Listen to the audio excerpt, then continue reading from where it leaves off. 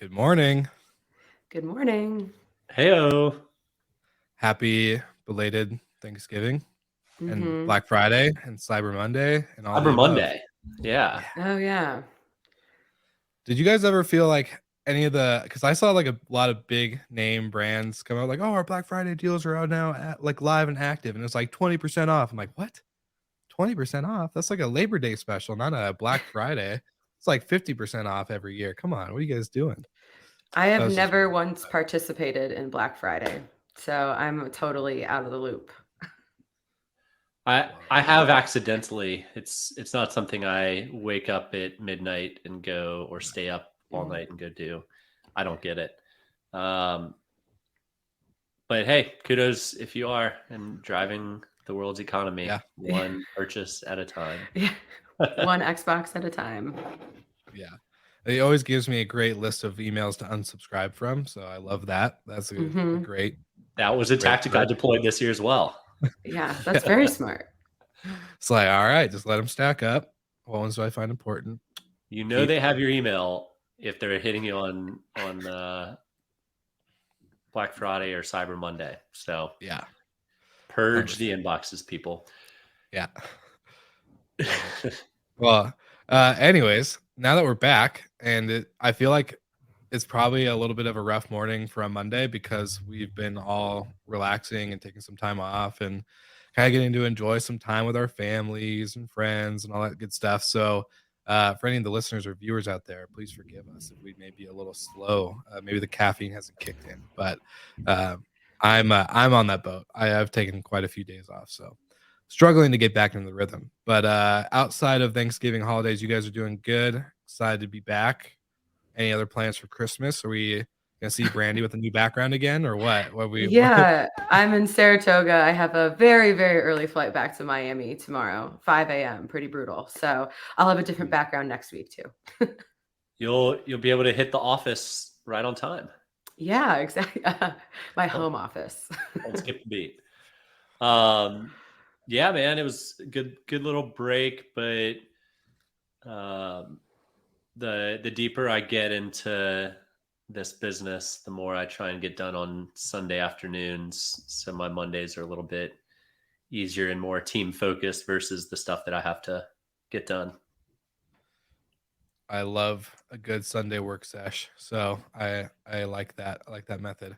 Not a ton of news came out though this last week. Kind of expected due to the holidays. I wouldn't expect a lot of people would really care. But there's quite a few good stories we got to talk about. Did you guys have one in particular? I know we have one main topic, but anything that kind of stood out to you guys individually, just kind of scrolling through like shorttermrentals.com or FocusWire, anything like that? Well, I have one that's not it's not really news related, but I've been hearing our industry brought up in podcasts and kind of the media in general. And it's been really interesting. I've heard it on a couple comedy podcasts where people are complaining about Airbnb fees or being asked to do like chores before leaving. And I know that's been a big topic. Or people have been complaining about having to pay a cleaning fee at all. And so I just find it interesting more and more, especially in the last couple of months, we've seen our industry, or at least Airbnb, become like a hot topic, especially around cleaning fees and things like that. So it's interesting to see kind of like our niche market kind of out in the zeitgeist now. If you don't want to pay a cleaning fee, then clean up after yourself. So don't complain about it, right? Pick one. You can't pick both. I think the interesting stuff for me through the holidays was some of the accommodation stories coming out of the World Cup, where one, there's a severe lack of accommodations in a host country that was maybe a flyer, if you will, to host a game like the World Cup. But a lot of people are flying back and forth from Dubai, so they don't have to stay in Qatar or wherever, I guess, the host games are being played. And they've built little villages all around the stadiums that in many cases they were going for, I think I saw $250 a night, and they showed up and it was kind of Fire Festival style where there wasn't even running water. So Yeah, accommodations at major global sporting events strikes again. This is typically why they're hosted in major cities with heavy travel um, businesses behind them. So accommodations and travel and all that can make sense. But putting those struggles aside, there's a lot of other struggles that are happening with those games with quality and um, protests and what you can and can't say or can and can't do or can and can't drink. So interesting to see this on a global scale and how that makes us happy to have the freedoms that we do. Thankful. 100%. Amen. Amen. Yeah. Way to preach on a good Monday morning. I love it. I love it. Bring it back around. Well, no, that's really cool. I agree with both. And I was telling Brandy before we jumped onto the live that was actually kind of our main topic last week with Jamie from AirDNA, cleaning fees, chore lists, all the above. Always a fun topic. Can't go wrong with that. As a lot of people have opinions on it, whether to or to not. So always great to see it in the mainstream media. But today's article of choice, shout out to Paul Stevens from shorttermrentals.com, but covering that, Airbnb co-founder joins the Rouse funding, which I think this is their second round. They did a pre-seed or a seed round prior to this 3 million raise. And so Rouse, basically what they're doing is building these cabins, finding a piece of land to lease and put those cabins on, and the landowner can then decide if they want to participate in, of course, the cleaning of it. Okay, and to they can either do the cleaning of it or they can hire it out through the main company itself. So interesting move. Would love to hear you guys' thoughts and opinions because there's a lot that we can discuss and go into, but I have a few points myself. I'll let Michael, since you're ready to speak, let's just let you take the floor. I think Nate, Joe, Brian can be the juggernauts of startup investments over the next decade. They have the data. They know where travelers are going. They got to be careful with non-competitive investments. And this one, some people might view as competitive if they're in certain markets, but because these are so remote cabins, there's probably not a whole lot of people up in arms that they're playing in the backyard, like, maybe Apartments by Marriott with Sextons, some kind of rivalry right there down the street. With the amount of data that these founders have, not to mention the tens of billions of dollars that they're worth, even individually, I think it's a good litmus test for where the industry is going, and for them to put their money behind a concept like this is awesome. We had on this show a guest a number of months ago, probably 6 months ago, Hector from Unplugged, who has a similar concept, but takes it one step further and actually removes cell phones from people when they get to property, a digital detox. I'm desperately in need of a digital detox. I feel like I'm sucked into my phone more and more as my business grows and scales. Good to see you, Steve Schwab, by the way. But it's interesting, again, like the direction that travelers are focusing on: more remote, more property as the destination, versus choosing a beach town and kind of just doing the usual same thing every week, every year.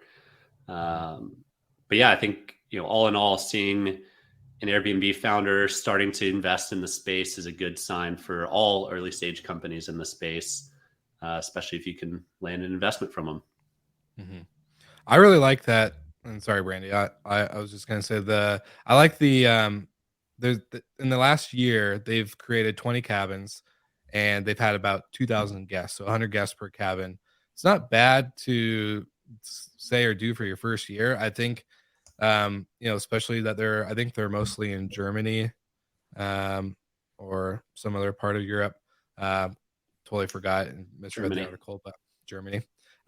So, this isn't a market that we're seeing a lot of activity in. I think from like news perspective wise, I know there's inventory out there. I know there's travelers. I know all that stuff is existing, even though we don't see it.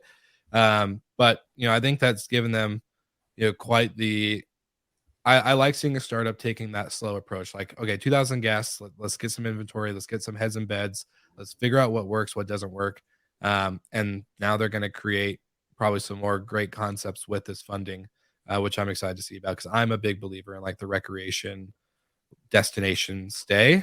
So yeah, really exciting. But I'll let Brandy add her thoughts now. Yeah, no, I think it's really interesting now that we're seeing kind of people look at these vacations of where can we go to disconnect. Like to Michael's point, we're so attached to our phones. I just kind of had my own little digital detox in the mountains for 5 or 6 days, and it feels so great to just not look at my phone. And so I think, obviously people can use their cell phones at these cabins. It's not like those others that Michael mentioned, but I think you're seeing people more be like, where can we go to get away, where we can be like have quality time with the people that we're spending on vacation.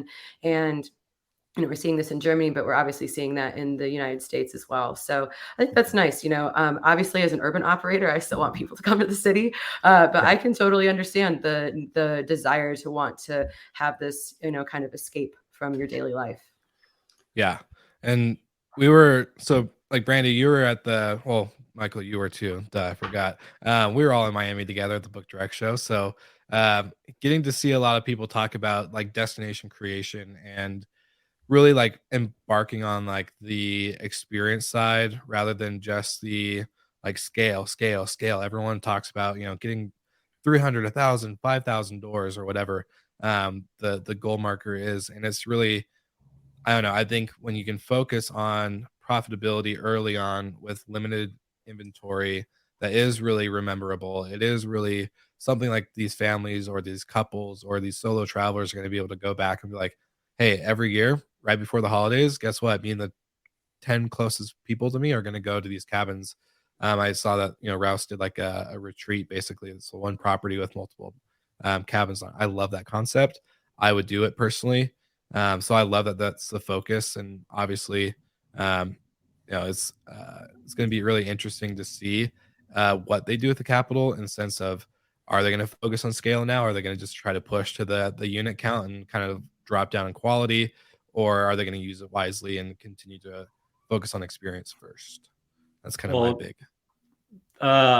Joe, who has stepped off of the Airbnb board, is going down his own entrepreneurial route post Airbnb with, I think it's called Samara, but basically it's these cabins that they're putting out there. So Joe's investment is more towards a management company where they're going and leasing land from people who have 30,000 acres in the middle of nowhere, and dropping remote cabins out there for people to go and enjoy. So it's sort of lease arb model, but just out in the countryside.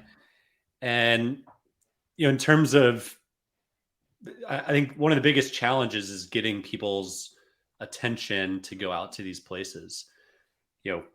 Finding or hearing about them, it pretty much has to be word of mouth unless they have incredible PR or they have incredible stories to tell that go along with it. And they're counting on, people posting and reposting and all of that, just to grow the audience and the brand awareness.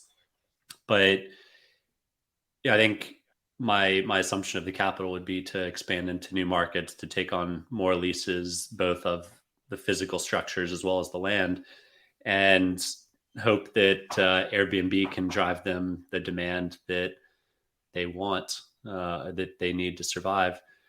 I mean, ultimately, it's probably, it makes sense, but I think, it's challenging to get people to go out to the middle of nowhere if they don't have the cognitive awareness that this thing exists.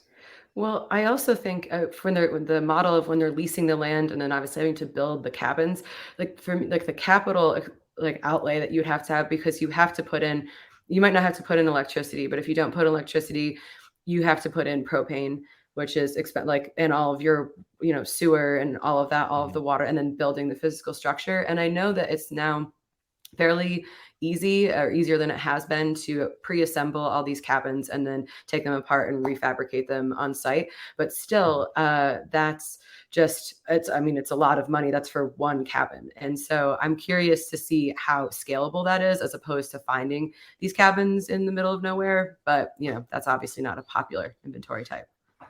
I was gonna say the logistics when it comes to operations for a normal property, whether it's urban or just a single family home, is so different compared to these cabins or even a glamping site. Because we took, like, for recreation rentals, we attempted and still want to attempt, but it just wasn't, like, the numbers didn't add up and the logistics didn't add up. But we tried to do a glamping site on it was like on 5 or 10 acres. We're gonna do about 5 to 7 cabins, or like glamping tents. And even those in itself was going to be like, you need to have someone full time operating that. You can't just kind of do an automated messaging system and keypad lock and noise monitoring and occupant. Like, you can't do all the stuff that we're so used to talking about and preaching on, whether on this show or in operations or at Verma. Like, it's just not the same, and it's really hard to manage, to be honest. You gonna go wash the sheets down in the river? Like, Yeah. these Well, tiny homes don't have laundry machines. Yeah. yeah. And you think about cell service, a lot of these locations probably have really spotty cell service. So if you have a guest that gets stuck in the mud during a particularly rainy week, like there's just, just think from our operation side in cities, how difficult that is. And then putting that in like places that I've been in the middle of nowhere, like if something really happens, you have to kind of walk out maybe to find cell service. So I'll be curious. I would love to see what their operations are like, and what their kind of like, also their staffing is like. Yeah, because you The can't safety- charge $500 a night at these places, but if they really are in the middle of nowhere, getting someone to go turn them. Yeah. I mean, Yeah. with gas prices these days, it's going to be insane. Yeah. Well, I was gonna say the safety aspect alone, but like you said, Michael, the laundry, you're gonna have to, like, part of your SOP is you're gonna have to have like 4 or 5 par. Like, to be honest, Mhm. like, there's no way you're gonna be able to turn over a cabin like that with quality linen and laundry service without having a solid inventory amount. So, and that's just for the bedding. That's not including like adding like soaps and shampoos and kitchen stuff. Are they going to ask people to take off their sheets and to put their own sheets on? Yeah. Who knows? Going back to the OG vacation rental days, it comes full circle. And back to no tech and to do everything Yeah. yourself. Exactly. But it'll be, I think that it's also an opportunity for innovation. I mean, these companies Yeah. aren't going to go back that way. So it'll be very interesting to see kind of how they finagle an efficient system. So the question I want to ask you guys, because so this coming Wednesday, Steve Milo was on Slick Talk, or is on Slick Talk. His episode's coming out, and he talked about, we know the Spitfire that he is, right? He definitely draws a crowd, he grabs attention. That's why I loved the episode. It was a lot of fun for me, personally. But he did mention that, okay, Airbnb promotes live like a local, and his comment after going into a couple examples of how living like a local can damage communities, going into how vacation rentals are supposed to be this destination creation kind of aspect, right? Where it's out in the woods, it's maybe not in your normal market where there's not a lot of local communities, and a heavy, maybe a lack of heavy tourism traffic. So what are your guys' thoughts? Should vacation rentals really go into the route of like the Rouse method, where it's, hey, let's find some unused land. This landowner can make a little side money, or whether it's a rev share or a lease, and then we have this awesome experience and destination creation? Or do we go back into everybody should be able to have the right to list a room, a house, an investment property, a city, apartment, whatever it is, they should all have that right to do it and go all in. I have a lot of thoughts and feelings about this. I knew you I were. think That's why I wanted to ask. I think that and I don't think there's one clear answer to this. I think that live like a local, if you're traveling, let's say to Munich and you're with one or two people and you want to be in the heart of the city and kind of experience what it's like to do that, that's a different type of travel than when you're showing up with like 12 people for a bachelor party or a family vacation. And so there's all these different types of travel, and I can see where when you're putting, over a short period of time, significantly more people in a community that's not used to accommodating that can be very damaging for the local community. And the other side of that is there are some communities that are very small that are only in existence because there are tourists that are coming, because you are having these huge groups of people come in the summer or the winter, whatever it is.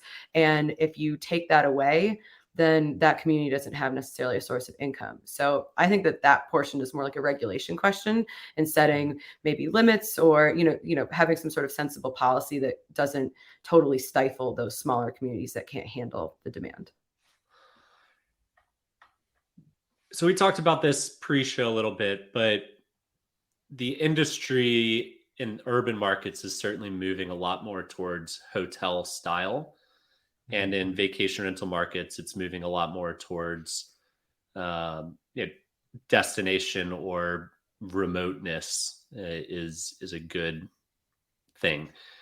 I think if you really want to live like a local, go live in a suburb, go to a soccer game, your toddler's soccer game on a weekend. People living like a local while they're traveling, it's a faux pas. When I travel, I'm not doing the same activities I do when I am living a normal life in my own town. So it's a nice thought. It's aspirational for sure, but I probably stay up later and have the music louder and spend more money. And it's not the reality when people travel. So living next door to one, I get why a lot of people wouldn't want to in an urban setting when they are living there and they are local. But part of it goes back to guests and how they behave. And if they actually want to live like a local, they're going to respect their neighbors and they're going to respect the community and not trash it and not build a bad name or bad reputation for other guests. So we always look towards platforms or properties, but I always try and look towards the travelers. Just don't be a jerk when you travel. If you want to stay up late and drink too much, then go to a bar. Like that's what they're built for. So, if that's how you behave at your own house, like I'm glad I don't live next door to you, but it happens from time to time for celebrations and whatnot, but it really comes down more towards the guests than property manager can do everything right. They can have screens in place, they can have noise aware, they can have even people on site. People used to throw hotel parties all the time. People are on site. It still happens when people are traveling. So there's a time and place for anything, and hopefully we can raise the next generation to understand and respect boundaries. Yeah. Do we think that travelers have gotten more rowdy and less respectful, or are we just hearing about it more? Because I honestly don't really know the answer to that, but it's like there's no accountability for you as a traveler except your own like personal, levels of respect for other people, because the guest rating, for example, on Airbnb, I mean, that doesn't really do anything. So it's curious that it does get, I think, a little frustrating as an operator when you're like all the responsibility is on us to make sure that everything is done correctly. And then we have no control over what other people are doing, and if you do have on-site security, like we have big buildings in Miami and New Orleans, we have overnight security, but it might be one person. So, are they responsible for hundreds of people's behavior in that building? So, and those are all in theory adults. So, it's I struggle with, I don't think in my opinion, there's no really right answer, right? You have to be, as an operator, you have to set the right scene, right? I think you have to like I hate this phrase and term, but like knowing your avatar, right? Like, okay, who are you trying to attract, and like do your best to create that scene and scenario, right? But we're not in a perfect world and never are going to be. So you're gonna have people that are gonna not be your quote unquote avatar or your typical guest that you would love to have, but they're gonna look at your property on Airbnb, Verbo, whatever, and they're gonna see it and be like, damn, that looks like a fun time.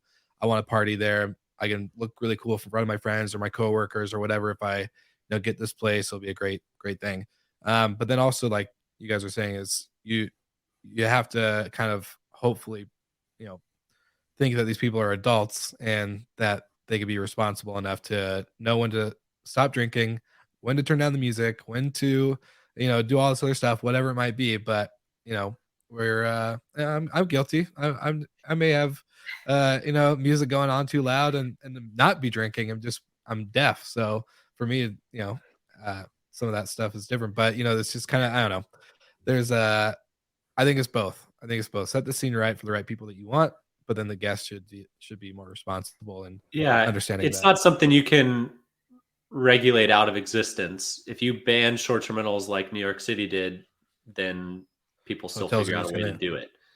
yeah, If you put all the right checks in place, bad guests can still happen, or people that are good guests typically can be out of character and behave poorly. It happens. I think the onus is on a lot of people, but I think this is also why, to an earlier point, short-term rentals, especially in urban markets, are moving more towards hotel style inventory versus single home. The biggest challenge is not in markets like Myrtle Beach or Hilton Head that are almost exclusively travel and short-term rentals, but it's in places like Palm Springs that have a very blended community between residents, retirees, and travelers. yeah. That's where it gets really, really challenging to properly regulate. If Hilton Head banned short-term rentals, the whole town dies and the houses go foreclosed. In cities, they can totally ban it, and there's hotels, maybe a few more hotels get built, and that's that. But these blended communities, housing prices will drop tremendously if short-term rentals are banned. I think La Quinta out in the Palm Desert funded their entire Parks and Rec annually by the TOT from short-term rentals. So these communities are getting benefit out of it, but does it outweigh the complaints and the concerns? I think they also did, I'm quoting from memory, so this is not perfect, but the majority of complaints come from 5 or 10 neighbors. Mm-hmm. And so they're very loud. They call in every week, every time someone checks in.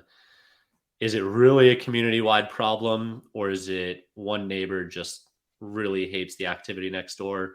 Or maybe that neighbor has had bad experiences. So is it like a 3 strikes you're out? And then, it's just a really complex topic, especially in very blended communities. I was gonna ask you, Brandy, do you think operators need to get more strict? I feel like a lot of operators just like a party happens or something bad happens where a guest kind of trashes a place, and not like maybe not intentionally. They're just, let's just say they're sloppy humans. They don't clean. They're dirty. They're just, hygiene is out the window when it comes to living. Do you think operators are just need to be more strict, or do they have lack of control to even be more strict on like charging like extra cleaning fees or whatever that might entail? Yeah, I think it's incredibly difficult. So for us, for example, like we can have photographic evidence with like timestamps of someone just like totally destroying the place. The odds that we are going to recoup that money from a guest, and it's not like, someone broke a, bed and we're trying to get the money. It's like you just were a mess. It's very, very, very difficult. I would say we almost never win those cases, or even we don't really try anymore unless it's something truly egregious. And so I would love to say that, yeah, we could try to put like a little bit more of a stop to it. But for parties, I mean, that takes additional manpower, and hiring more people is incredibly expensive.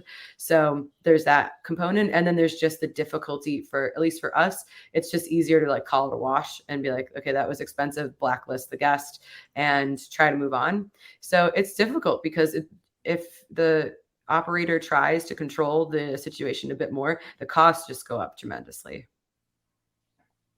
Totally makes sense. Which means the good guests are paying more to cover the Mhm. bad guests' activities. Yeah. So basically the answer to our question is there is no right answer. It's both the operator and the guest need to both be Yeah. responsible and go with that. So interesting. Well, Don't be a I know jerk. don't There you be go. a jerk. Clean up after yourself. You'll get less of a cleaning fee, maybe. Cool. Well, this was a fun topic. I really enjoyed it. Michael, you have anything to say before I wrap it up or what? No, I think just to end where we saw started, it's great to see the industry juggernauts putting money in places that's not just Airbnb.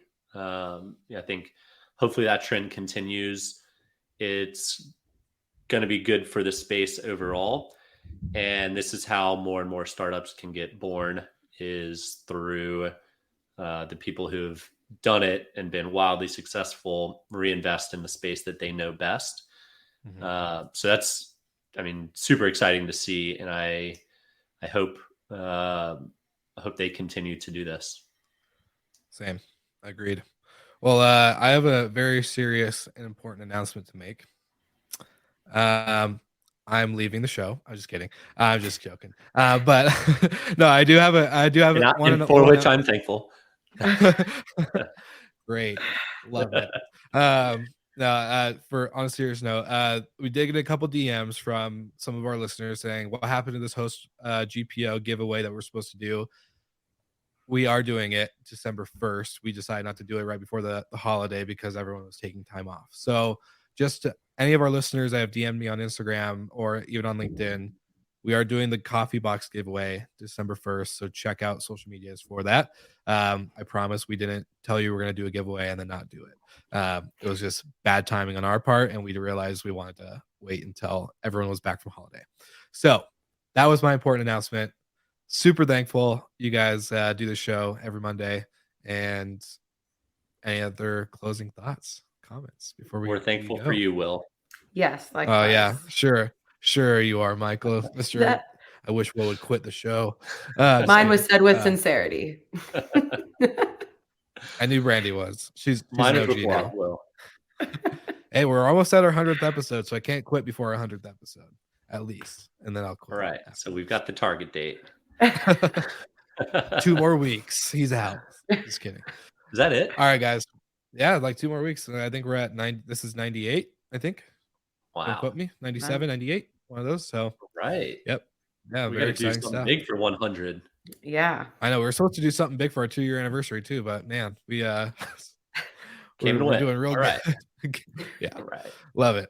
All right, guys. Well, thank you again for all of our listeners for tuning in for these extra couple minutes, and we'll see you all again next week.